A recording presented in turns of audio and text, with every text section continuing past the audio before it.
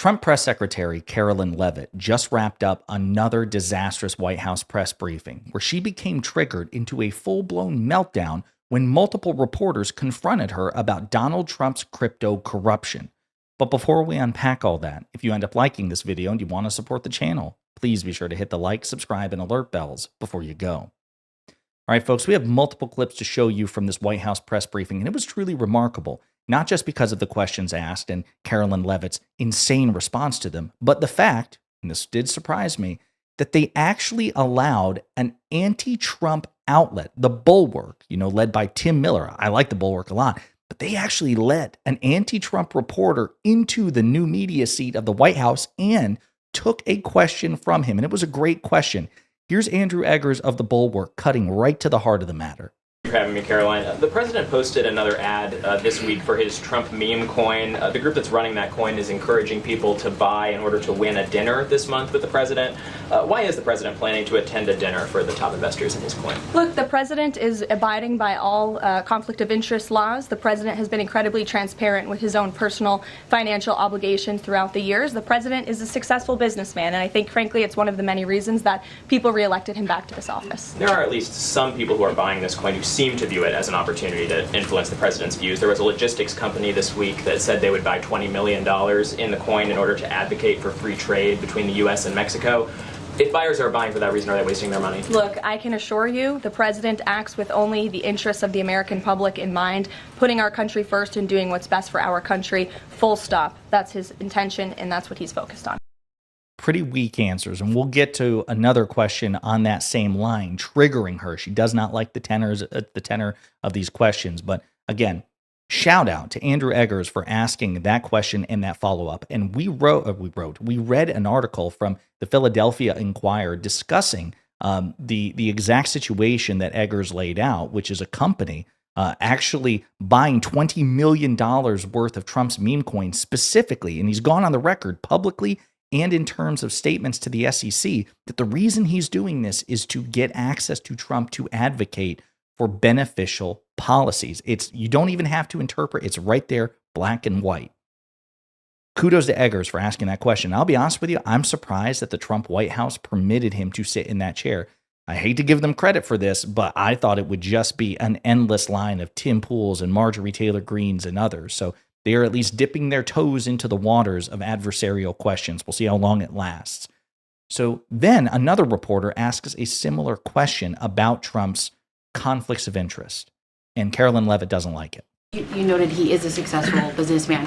Do you know if the president has any plans to meet with any of the folks involved with any of the family businesses over there, or see any of the sites that are going to be Not to my knowledge, and let me just get to the premise of your question that both of you have raised. I think it's frankly ridiculous that anyone in this room would even suggest that President Trump is doing anything for his own benefit.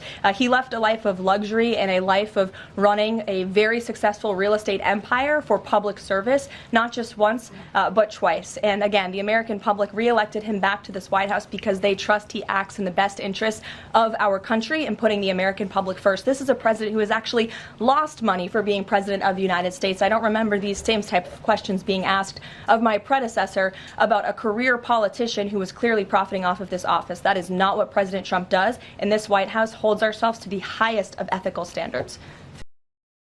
Again, totally full of shit. Nobody buys it. Listen, let's be very clear about a couple of things. We're going to dive into this.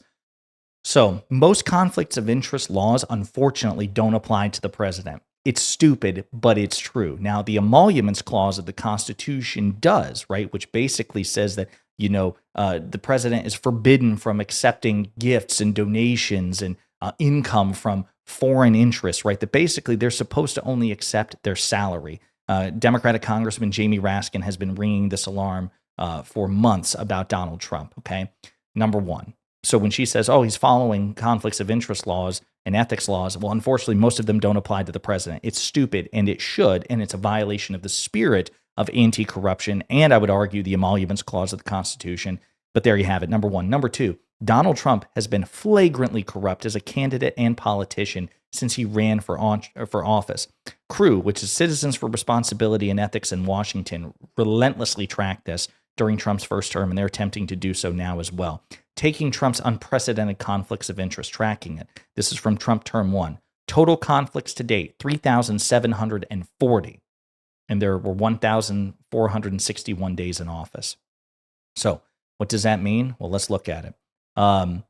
100 political events held at Trump properties, 13 government events, foreign government events, 547 visits by Trump to Trump businesses, 328 visits to Trump golf courses, 142 events held by special interest groups at Trump properties, 72 foreign trademarks granted to Trump businesses, 150 foreign officials who visited a Trump business, 144 members of Congress who visited a Trump business.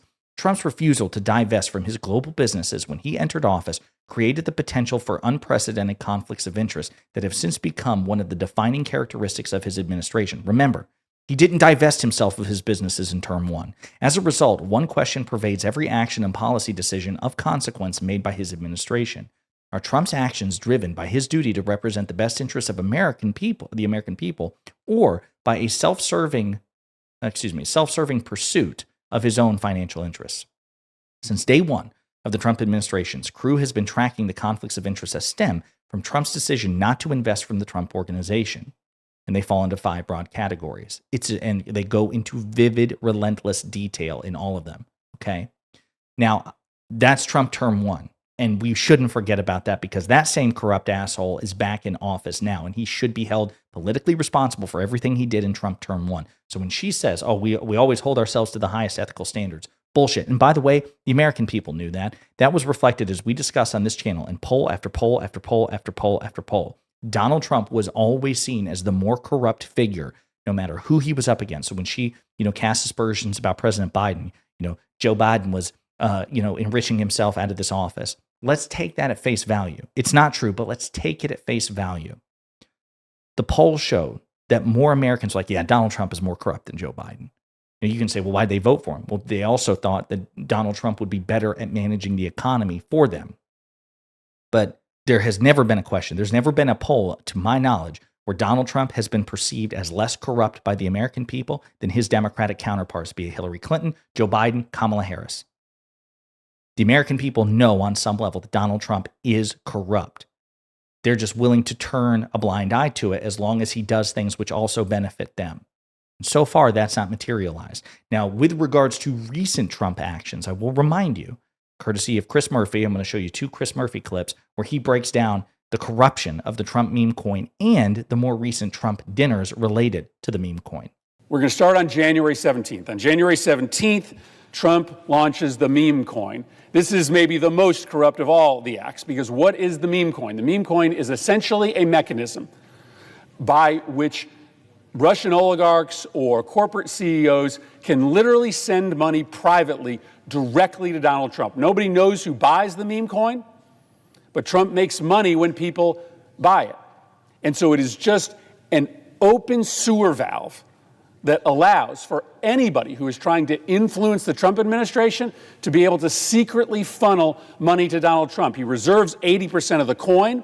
He waits to release that coin until the price jumps back up again, which essentially means he's waiting for people who want favors from him to buy a bunch of the coin to inflate the value so that he releases more and makes more money. It's a disgusting kind of corruption, because this is essentially Trump just posting his Venmo for anybody secretly to wire him as much money as they want. We've never seen something like this before, where anybody who has anything to gain from the Trump administration through a manipulation of the value of Trump's meme coin can funnel money directly to the president, whisper in his ear, that was me that purchased all that coin, that jumped up the value, that allowed you to release new coin. Hey, take care of me on the back end. Yeah. So that was from March 7th with Chris Murphy laying out the case. Then this was from a couple of, I don't know if it's 2 weeks ago, it's about 2 weeks ago, Senator Murphy with a beard making the case for why Trump's meme coin related dinner, crypto related dinner, is so dangerous and corrupt. Donald Trump and his family members and backers are opening a new club in Washington. It's called the Executive Branch. and it is corruption on steroids. The executive branch is a private club, and reportedly the initiation fee is over $500,000. They are advertising this club as the place where CEOs and foreign oligarchs and tech bros can come to get secret access to Donald Trump, Donald Trump's family, and members of the cabinet. So if you are a multimillionaire or a billionaire, you have a new way that you can pay Donald Trump and his family members for the privilege of getting secret private access to the people that are regulating your industry or determining American foreign policy. You know, just because the corruption is playing out in public for everybody to see doesn't mean that it's not mass-scale corruption. We have never seen anything like this before in American history. And the executive branch is just the latest example of the ways in which this White House is openly and publicly monetizing the executive branch for the enrichment of Donald Trump and his family members. 100% correct. So when Karoline Leavitt, I mean, we all just instinctively knew this when she was like, oh, Donald Trump, you know, he's always looking out for the best interests of the American people. He's not corrupt. You know, he has the best interests of the American people at heart. No, I'm not going to answer your questions directly. We all knew to laugh because we know she's full of shit. And Chris Murphy has a way to really break it down in vivid detail. But it's a fire hose approach, and the American people are being overwhelmed by an onslaught of Trump corruption, again, the likes of which we've never seen, and so we become desensitized and numb to it, and that's wrong, and we will pay a price for it, we the American people, if we allow that to unfold, because all it does is incentivize. We're 3 months in Trump's second term. All it does is incentivize him and his potential successors to do this shit even more. It's gross. It's unacceptable. Donald Trump is objectively the most corrupt president in the history of the United States. By far, it's not even close. And anybody who ever, and it may be you, was worried about Hunter Biden, if you're not worried about this, you're not principled. You don't care about corruption. You only care about hating Democrats. Anybody who has ever complained about Hunter Biden, Joe Biden, Hillary Clinton, you know, the corrupt Clinton family, anybody who's done that, I would argue you have a moral obligation to care about this. And if you don't, it's because you don't care about corruption at all. That's where we are. Donald Trump is objectively the most corrupt president in American history. Karoline Leavitt knows it. She has the unenviable task of trying to distract from that, deflect from that, or defend it. And that's why when two reporters basically confront her with Trump's corruption, she crumbles, gets triggered, and has a meltdown on stage. More of that, please. In the meantime, let me know what you think in the comments.